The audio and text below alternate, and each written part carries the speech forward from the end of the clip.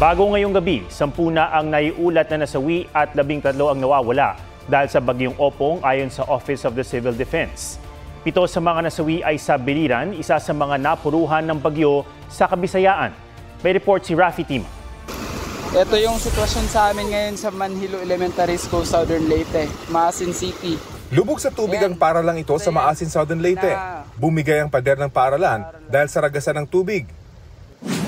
Sa Ormoc, Leyte, baha rin ang nagpahirap sa mga motorista. Pinasok ng tubig ang ilang bahay. Ilang residente at alagang hayop ang inilikas. Sa Nabalbiliran, nagmistulang ilog ang isang kalsada dahil sa lakas ng baha. Sa San Policarpio, Eastern Samar, ang unang landfall ng bagyo kagabi. Ramdam sa buong Samar Island ang hagupit nito. Gaya sa San Roque, Northern Samar, kung saan tila matutumba na ang mga puno sa lakas ng hangin. Ang ilang residente lumikas sa mga paaralan at maging sa hotel. Sa Palapag, Samar, aabot sa 125 ang inilikas sa barangay hall ng Barangay Paisud. May mga nabuwal ding puno.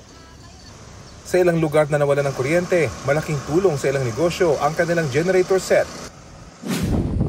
Ramdam din ang masamang panahon sa Lazi, Siquijor. Habang sa Tagbilaran, Bohol, stranded ang ilang pasahero dahil sa mga kanseladong biyahe.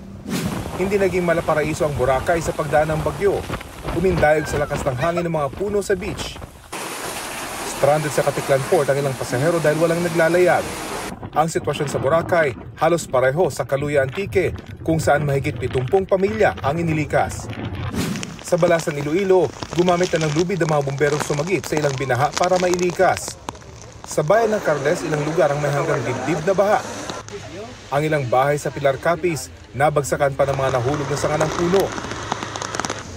Sa Guimaras, suspendido rin ang biyahe sa Buena Vista Wharf kung saan humampas ang malalaking alon.